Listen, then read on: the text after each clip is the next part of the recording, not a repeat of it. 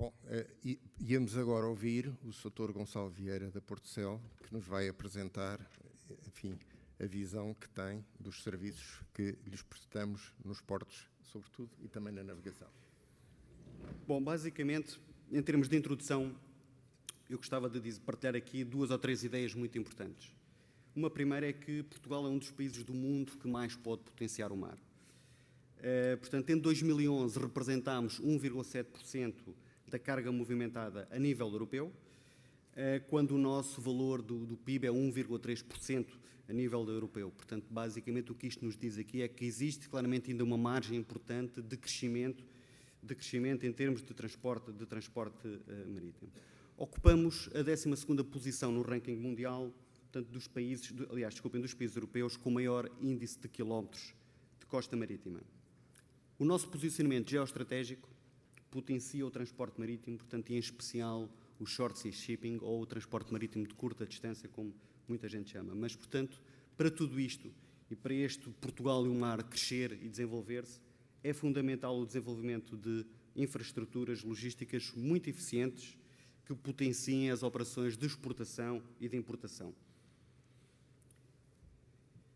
Em termos de indústrias florestais nacionais, só para terem uma ideia, portanto, estas indústrias representam cerca de 10% das exportações nacionais.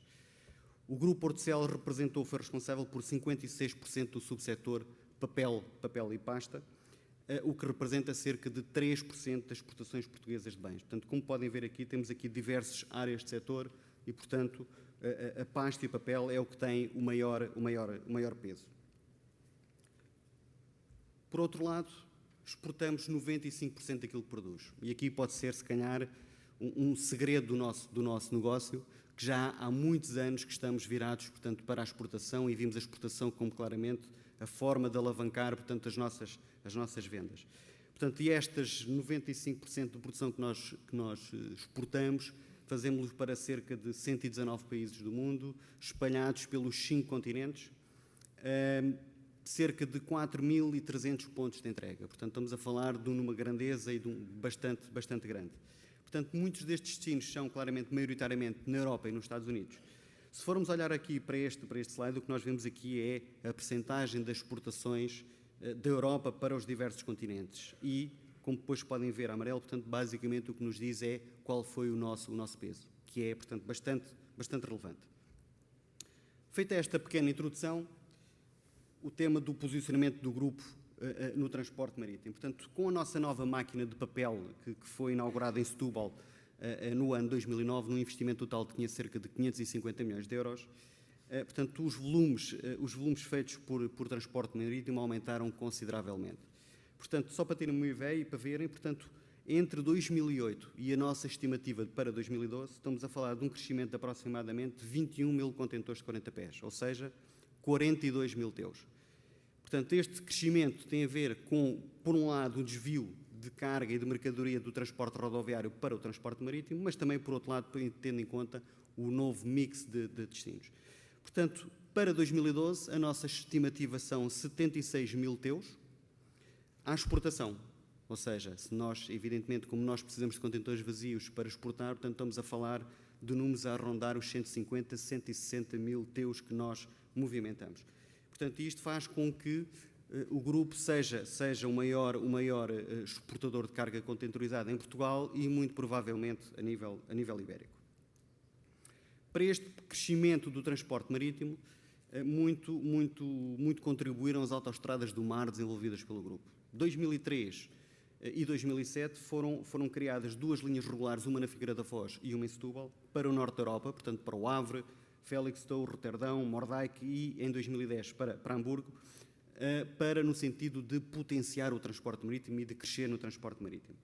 Considerando os destinos destas autoestradas do mar, destas 2, tipicamente rodoviários, e, portanto, aqui estamos a excluir Felixstowe, porque para nós Felixstowe Inglaterra é claramente um mercado marítimo, mas para muitas empresas em Portugal continua a ser um mercado e um destino rodoviário. A nossa estimativa é que, durante estes 10 anos, o grupo tenha contribuído para reduzir cerca de 68 mil caminhões das estradas europeias. 68 mil. Em 2009, Foi igualmente criada uma nova autoestrada do mar, a partir do Porto de Setúbal, para Itália e La Spezia, portanto, via e Mediterrâneo. Considerando Itália como um destino tipicamente rodoviário, estima-se, portanto, a nossa estimativa é que esta autoestrada do mar tenha contribuído nestes 4 anos para uma redução de cerca de 10 mil caminhões das estradas europeias. Portanto, basicamente aqui estamos a falar de tirar caminhões da estrada, que é aquilo que nós também pretendemos. E pretendemos porque também é importante linkar-se isto com os impactos no CO2. E se nós olharmos para os impactos do CO2, e olhando para estes destinos tipicamente rodoviários que vocês viram, os caminhões que nós retiramos na estrada, estamos a falar de cerca de 55 mil toneladas. Portanto, foi a redução de emissões de CO2 com a qual nós contribuímos. Fazendo uma tradução para voltas ao mundo, estamos a falar que isto equivale às emissões geradas por 8.500 carros, 8.568 mais precisamente, a dar a volta ao mundo. Portanto, estamos a falar de uns valores bastante grandes, bastante elevados. Ou então, podemos ver também de uma outra perspectiva. E na outra perspectiva é que isto é o equivalente a tirar de circulação cerca de 13.800 carros. Portanto, há claramente aqui também um interesse e uma motivação do grupo relativamente ao transporte marítimo na redução das emissões de CO2.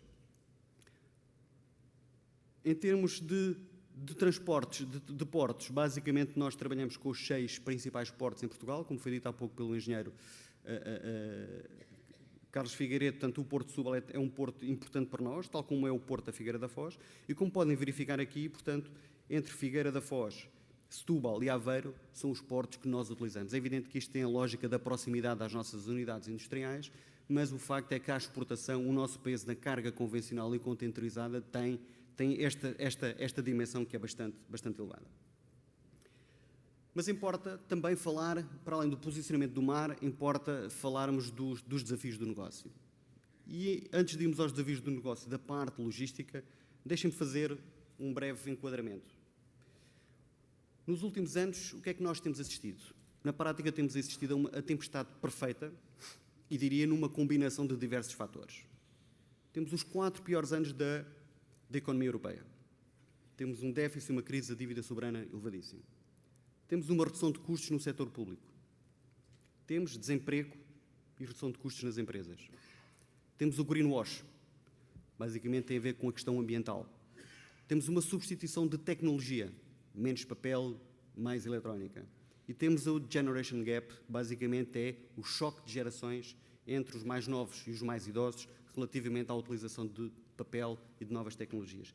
Todos estes fatores contribuíram para uma procura de papel afetada. Portanto, houve claramente uma afetação na procura de papel, como é lógico pelo entendimento que vocês têm desta matéria.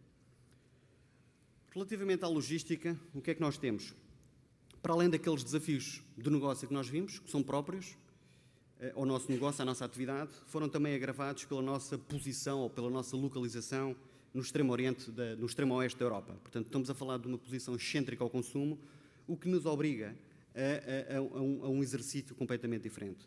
Ou seja, na prática, é que nós temos custos acrescidos, estimados em cerca do dobro, portanto, e quando nós nos comparamos com a nossa concorrência, estamos a falar de tempos de trânsito bastante superiores, e, portanto, estamos a falar que 5 dias em termos de mais 5 dias em termos de transporte rodoviário, mais 12 dias em termos de transporte marítimo, e isto, portanto, comparativamente com quem está no centro, os nossos concorrentes que estão no centro da Europa. Operamos num modelo de just-in-time e no make-to-order, portanto, e isto o que é que quer dizer ao contrário de que o mercado funciona, que normalmente funciona para um make-to-stock, a trabalhar para um stock, nós trabalhamos contra a encomenda. E depois trabalhamos também num operating rate do setor de 100%. O que é que isto quer dizer? Quer dizer que as nossas máquinas não param de produzir. Estão sempre a produzir, com exceção das paragens normais por questões de manutenção, mas estão sempre a produzir e trabalham por uma taxa de eficiência de 100%. E isto compara com 86% na Europa e 81% no mundo. Ou seja, o esforço adicional para uma maior competitividade no nosso negócio obriga-nos a redesenhar processos, a procurarmos sinergias na cadeia logística, a rever e a controlar os custos, o chamado managing value, ao fim e ao cabo, na permanente procura da melhoria contínua. E um exemplo muito claro desta questão da competitividade, que é muito fácil de entenderem, é o seguinte. O grupo Portocel, situado em Portugal, e um concorrente do grupo situado no centro da Europa. Os dois querem enviar um contentor para o Havre ou para Rouen e um contentor para Felixstowe. Ou seja, se nós olharmos a partir para estes portos que estão aqui, Figueira da Foz versus Leixões, e compararmos com Hamburgo, ou seja, o nosso custo para chegar ao Havre, a Rouen, é cerca de 50% mais caro do que um concorrente nosso que está no centro da Europa. Se nós olharmos para a posição de Felixstowe, o que nós vemos é que esta diferença passa para 18%. Não é 15%, mas é 18%, aliás, desculpem, 15%. Ou seja, o que nós estamos aqui a falar são de gaps importantes que nós temos, que nos obrigam a redesenhar processos, como eu disse há pouco, e a procurar sinergias no sentido de os minimizar, porque isto, ao fim e ao cabo, coloca-nos numa situação de algum atraso na competitividade. A fatura portuária, portanto, é fundamental para esta matéria e, portanto, é fundamental a sua transparência e clareza. E nós já falámos isto diversas vezes e continuamos a falar.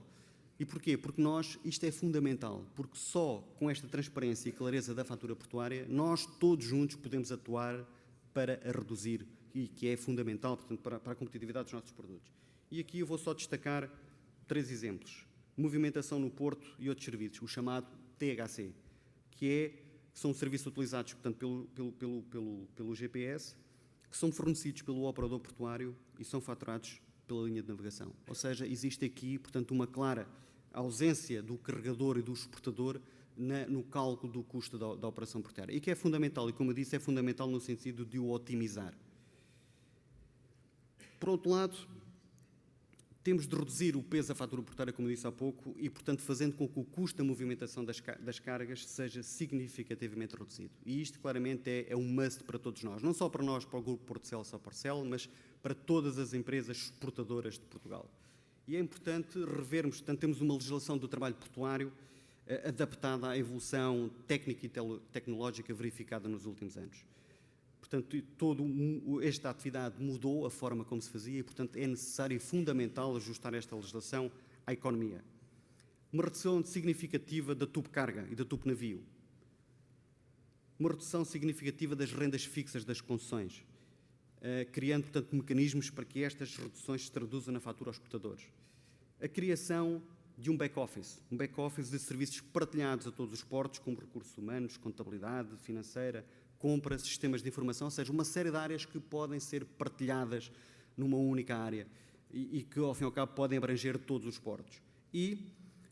Portanto, com cada porto, com um responsável com competências técnicas e comerciais, que seja um interlocutor dos clientes do porto e dos seus stakeholders. Portanto, não estamos a falar de administrações portuárias no modelo que existe hoje, estamos a falar de um responsável com competências técnicas e comerciais que seja capaz de fazer isto. Criação do Harbour Master é também fundamental, juntarmos aqui e partilhar uma série de atividades que hoje em dia estão dispersas por diversas áreas. Ou seja, para esta maior competitividade, também precisamos de legislar o modelo de gestão e de governança dos portos. Os portos que, se nós formos olhar para este slide, vemos que somos um país pequeno com distâncias muito reduzidas e que, a nível ibérico, ocupamos todos os portos juntos o terceiro lugar, o que é, portanto, uma posição bastante abaixo daquilo que seria de esperar. Por outro lado, temos que o negócio dos portos tem estado estagnado nos últimos anos. E o Grupo Portocel tem contribuído muito, imenso, para o seu crescimento. E os custos operacionais continuam a crescer. Se nós formos verificar aqui entre 2007 e 2011, o que é que nós vemos? Vemos que, praticamente, a evolução entre um ano e outro reduziu 0,1%. Portanto, não cresceu em 5 anos. Estamos a falar que o grupo cresceu cerca de 14%.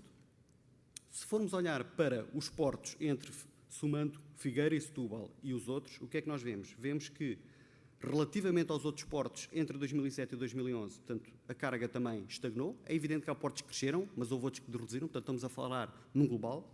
E se formos olhar para os portos da Figueira, da Foz e de Setúbal, foi aqueles que cresceram em termos de 1,7% em termos de carga e onde nós crescemos 18%. Quando nós vamos olhar para os custos operacionais nos portos nestes anos, verificamos que eles cresceram 1,9%.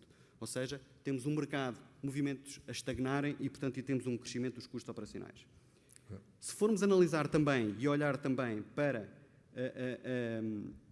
os rácios, o ROCE e o EBITDA sobre vendas, e, portanto, isto aqui pese, embora, evidentemente, algumas reservas na comparação, Porquê? Porque estamos a comparar os portos com empresas cotadas no PSI 20, verificamos que existe aqui grandes margens. Portanto, os portos têm margens importantes. E estas margens importantes diria que são rentabilidades confortáveis e que importa, portanto, reduzir em benefício da carga. E, portanto, ao fim e ao cabo, o que nós estamos aqui a dizer, e o que eu estou a dizer é que, evidentemente, que os portos têm de ter as suas margens, têm de ter os seus lucros, mas o quanto baste. Tudo o que seja mais do que o quanto baste deve ser revertido para a carga.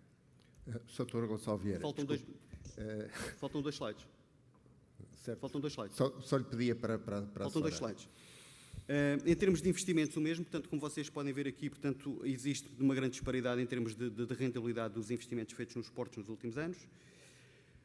E faltam 2 slides para terminar, como eu disse, em termos de ferrovia. Em termos de ferrovia, é fundamental desenvolver-se a ferrovia para as exportações, mas também temos de olhar para a ferrovia no mercado doméstico. E no mercado doméstico nós temos de ser capazes de otimizar e de fazer com que ela seja uma alavanca de crescimento, de movimentação da carga das fábricas para os portos, através da disponibilidade de meios e de uma criação de tarifários mais competitivos. Para terminar, e como já estou muito em cima do tempo, eu diria que temos todos juntos de construir um futuro logístico sustentável, mais competitivo, mais eficiente, flexível, sem contestação e com diálogo construtivo, que é crucial para o país, para as empresas e para as pessoas. Sendo consensual que a principal alternativa para o crescimento sustentado passa pela exportação de bens, a persistência de greves inoportunas e sem sentido constituem um grave ataque à economia nacional. Portanto, nos momentos de crise, que são também momentos de oportunidade, é fundamental que as pessoas tenham capacidade para olhar e ter disponibilidade para a mudança, para as reformas estratégicas que são imprecisas, fazer e pensar diferente, ao fim e ao cabo, para sustentar o futuro e o crescimento. Muito obrigado.